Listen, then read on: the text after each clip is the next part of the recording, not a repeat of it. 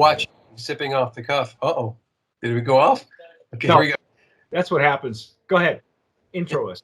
You're watching Sipping Off the Cuff on TequilaAficionado.com, part of Tequila Aficionado Media. I'm Alex Perez in Southern California. I'm Mike Morales here in San Antonio, Tejas. Alex, this is a big moment for us. Tonight, we are going to be tasting and dissecting Paqui tequila. Paqui. Now, you folks who are stuck on Facebook or using Instagram are probably seeing a lot of sponsored posts by this brand. Okay, they're in the middle of a crowdfund right now. They've raised over $100,000, probably more. And Alex and I, it was funny. I ran across their ad, and John Chappell, who is the founder and CEO of Paqui, I asked him, the last time we tasted this was years and years and years ago. And it was before we had a brand of promise or even sipping off the cuff. It was, I don't even know if we even called it that. But for those of you who are listening or have listened to us on our audio podcast, you're listening to throwback audio podcast of the original Paqui that you and I tasted. Go ahead and show the box. Show the packaging. Can you show the original? That's cool. That's cool that we got some vintage audio. Yeah, we have vintage audio that's the original packaging. Paqui used to call itself a Silvera, and I think that's what they still go as. Yeah. And wow, you still have juice. That's a lot of juice there. What? We're gonna go ahead and we're gonna flip this around and taste it first before we give you all the ins and outs. Okay. So first things first, I think we're gonna taste the new juice. And we have to call it new juice because they're not being made at the same distillery. Okay. And as we go through this tasting, we'll tell you why. But it's 1545, which you said is from where? Yeah, it's the distillery. According to the information they sent us, John Chappell was nice enough to send us all kinds of information. It's in San Jose de Gracia, which is the same town that Don Pilar has his farm. Oh. But it is not the same distillery where Don Pilar comes from. Okay. So I want to make that clear. You're using your Glencairn. I'm using my Stossel Jarrito for tequila. And what I remember the most about the Paqui when we first tasted it, Alex, was how bright and beautiful that Blanco was. Yeah, it is bright. It is almost, I would say, platinum. Yeah, well, they call it a Silvera, and right, so it is, or you and I would just call it. If we had a tequila, we would call it Chinese. It's very Chinese. Very Chinese. Not from China. No, just Chinese, as in really bad Spanish English. You got your legs. The legs and tears are sheeting nicely. It's not too clingy, so it looks really pristine. Yes. And I've advanced to the nose. Sorry. Have you? That's fine. Beautiful nose. Yeah. Oh, this brings me back, Alex. When was the last time you and I smelled something with this much character? It's bright. It's citrusy. Exactly. A lime zest or a lemon zest on there, right on the nose, right at the tip of the nose, right away. Yeah. And then lime zest. Agave, right at the very first pass. I got agave and lime. Like you say, comes out and greets you. Yep. Nice. Oh, it's lovely character. Very, very fruit and some maybe some flower. Floral. I got some floral notes. Wow. It's lovely. Beautiful nose. Let's dive in. Let's taste this.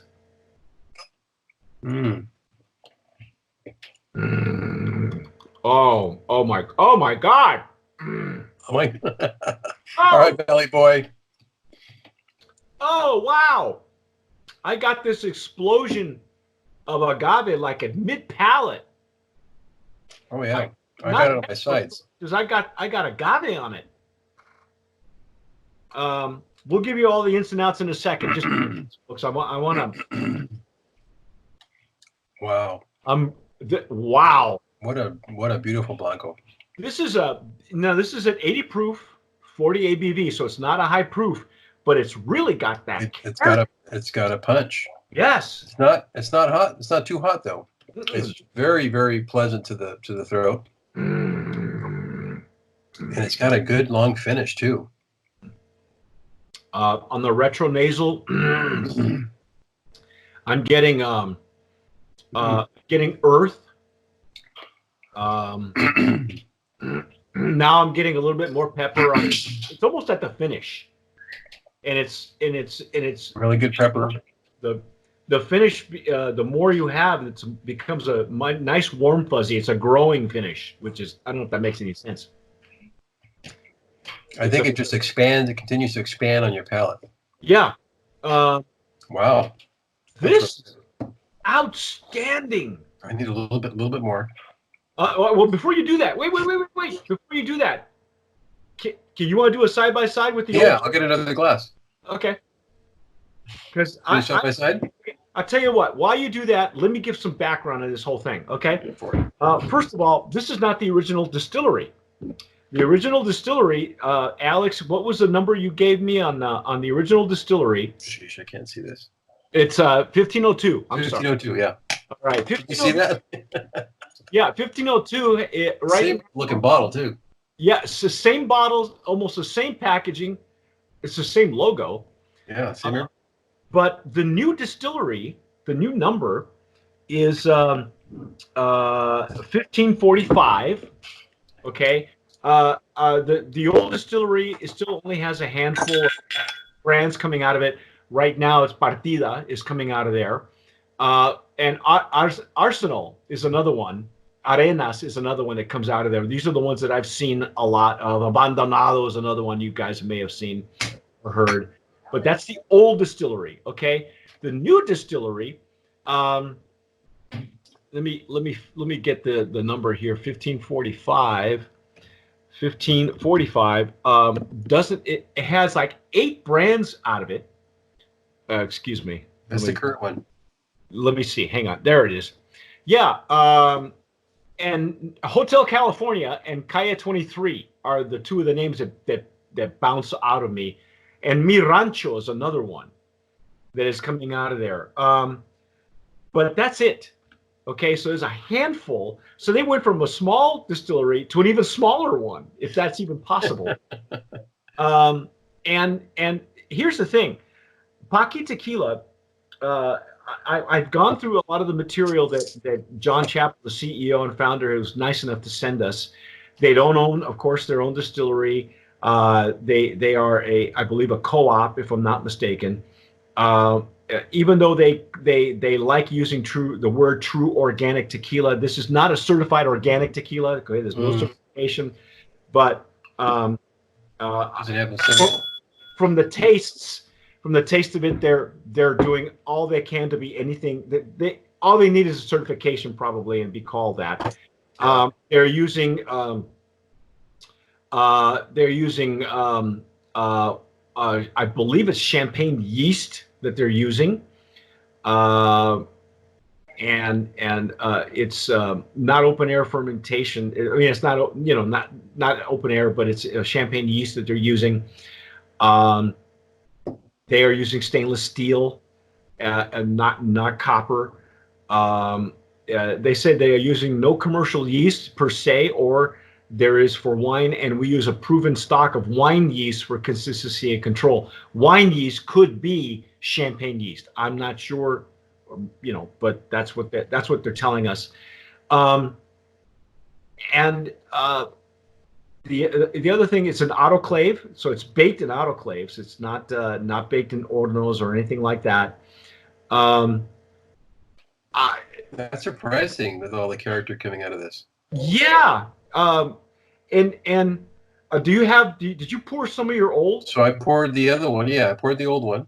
How's the old one tasting for you? Coming out of 1502. 1502. Now, granted, this has been open for a while. Oh, it had been open a while ago. It's been sealed. Well, here's the thing. Sealed and actually quite a bit, not too much headspace too. So no, it's not like you didn't go revisit it. You just kind of forgot it was there. yeah. Here's what's interesting. This. Go ahead. You tell me what. First of all, let's go back into taste, and I'll give more background. Let's do that. So the nose is a little weaker from the new one. Could be because of the age. Mm-hmm. Sometimes there's a little loss, but I do get the citrus notes. They're muted, but they're there. Okay. And then on the color is really similar. Mm-hmm. It looks to me, Alex, like they did everything they could to emulate the original recipe. Still good. Yeah. Surprisingly, this tastes sweeter to me. Well, of course, in distillation, there's no residual sugars. Right. So the only sweetness I can think of is the age of the agave at the time. Right. And the agave. According to John and the information, they try to go for mature agave. In fact, I think that's the only way that they make this. 6 to 7 years old is what they're telling us.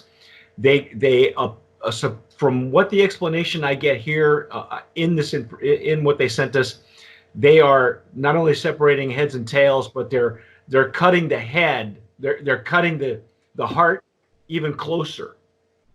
So according to them, we end up discarding about 20% more of the distillate, making Paqui expensive to produce. So they're really cutting down on the heart of the juice. I think there's almost too much information that I want to share, but I don't want to bore anybody with it because I know that but some people want to know, because this is a brand that's been around since 2009. My understanding is they also look for agave that is at least 24 bricks, maybe even higher. Just so you know, there's no real law that says what the bricks of an agave should be in order to be harvested. It isn't law. There's no law. It's up to the farmer. Yeah, it's up to the farmer. What they want it to be. And the jimador. The master distiller, his name is Gilberto Jasso, and he has strict control over the process at all times. So he is the master distiller at La Capillana. They have it listed as La Capillana. But, yeah, that's what it is, La Capillana. Ave Maria, what a mouthful that is. That's Hacienda La Capillana. La Capellana. Okay, don't laugh, man. I'm La Capellanas. Okay, so that's where it's coming from. That's how it tastes. It's really good. Here's the kicker. Okay, this brand, we wrote about it. We wrote about it in 2010 because it turns out that in that time frame, this brand, the Silvera, the Paqui Silvera, was one of the first ones to actually call itself a luxury brand. In December 10th, 2009, the founder, and Alex, you and I were talking about this off camera. The information that we had, the person who had sent us the original Paqui that you have there, his name is Dr. Javier Martinez, and he is considered this president and CEO of Tequila Holdings Inc. And the brochure the PDF brochure that we were sent still has the address of the Pasadena location of Tequila Holdings, but John, the current CEO and founder of Tequila Holdings, that owns the brand, is based in New York. So I'm not sure if Dr. Martinez is still involved with the brand or not, if he is, if he has sold the brand or sold his shares in the company. That could be it. I don't know. Anyway, the new iteration, how do you like the old versus the new? That's what I'm interested in hearing, because everybody can hear what you and I thought about the old iteration, the original Paqui. How is it compared to the new stuff? I think that the new version, if you want to call it that, there's a lot more citrus in the nose and in the palate, Mm-hmm. and so much more agave. Agave in the mouth. Yes, I noticed that a lot. That it's the character you lately, because of the of the shortage that we're having now. I mentioned this to one of our other tasters, probably on camera, that I feel now that what we're getting on the market, whether it's new brands or existing brands, the Blancos that we're getting on the market now is due to the shortage. In other words, the old stock has moved off the shelves. The character of Blanco tequilas, in my opinion, especially last year, the 2019 Brands of Promise, I wasn't as impressed with the Blancos as much as I was with Reposados and Añejos. So that leads me to believe that the character of the Blancos is, they're harvesting younger plants. I don't want to say 2 and 4 years old, because those are going into diffusers, right. But maybe 5 and 6 year olds that aren't having a chance to really bloom and come into their own characteristically. That when you are confronted with a tequila like this, you can taste the difference right off the bat, man. Oh yeah. Because you have a throwback tequila, Alex. You have something that's been around, and I don't even know how old that batch that you have is, because that could be younger than 2009, 2008. Right. So you have a tequila that may have been harvested at 10, 11, 12 years old. Right. And absolutely right. Yeah. The current information that we were sent, and we were only sent the Blanco. Okay, we don't have. Right. I know it comes in Reposado and Añejo. Right. The only ones that we were sent were the Blanco, and the brochure says that they're sourced from both the Highlands and the Tequila Valley at a minimum of 25 degrees Brix. Okay, so it's Highlands and Tequila Valley according to the brochure. And this brochure has the Pasadena address on it. But that's what we were sent. That's what we have. So I'm thinking, Alex, that with the character that we're getting on just the Blanco, they're really waiting for tequila that's been matured much longer than the 4, 5, and 6 that we're currently seeing on the market now. Right. Oh, I agree. This is definitely a nice mature agave that we're seeing now. Beautiful tequila. Okay, now that we've beaten this one to death, how about Garrett? Yes. Nominee in that Blanco category. Yes. Brand of Promise, Paqui Tequila. Paqui Tequila. Nice. Now, what I will say is, even though it's been around for a long time, I suspect this is considered a relaunch. And this is one of the rare relaunches where the quality of being moved from one distillery to another did not hurt the brand. Right. It's a case of where it improved the brand. I think so. If you can improve on a tequila that you have that's as old as 2010, 2009, maybe 2008. I don't even know if you have a lot number on the bottle. I was looking for a date. I've got a lot number, but I can't figure out. It doesn't have a date on it though. Yeah, you can't even read it, right? It's just what lot does it tell you? And that's the old version, right? 001 QB. I have no idea what their I coding don't know means. what that is. Yeah, I have don't know no what idea. that is. No sabo. Hey, No sabo. No sabi. no sorry. But Brand of Promise nominee in the Blanco category. I am really jazzed. Thank you, John Chappell and Paqui Tequila and Tequila Holdings for sending the Blanco. It is well worth it. And by the way, you can own a piece of the company. So if you go to the website, it can show you how you can invest and own a piece of Paqui. That sounds wrong. But anyway, but anyway, that's all of our concentrated, all of our take on. We got geeky tonight. Yeah, but we had information. We had to pull out the Yeah. archives of Tequila Aficionado. We pulled that information. We gave it to you. You folks go out there and run. Do what you will with it.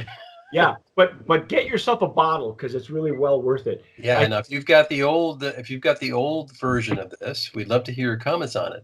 Yeah, you might have an old bottle of it laying around somewhere. Well, like Alex had almost a full bottle. That's considered I've been to your house. That's a full bottle of juice, man. Because but anyhow, yes, if you're watching us on YouTube and please subscribe, hit that notification bell so anytime we upload a brand new video, you are notified. If you're listening to us on Spotify, please subscribe as well and tell us what you think. Shoot us an email, tell us or give us some, if you guys have old bottles of Paqui, show it to us. Tag us on Instagram. I promise we'll repost it. And that's our take. I'm Mike Morales here in Southern California. Jesus, where am I? Wish. You're in Southern California. I'm in San Antonio. That guy out there is Alex Perez. Thanks for watching, and as always, sip wisely.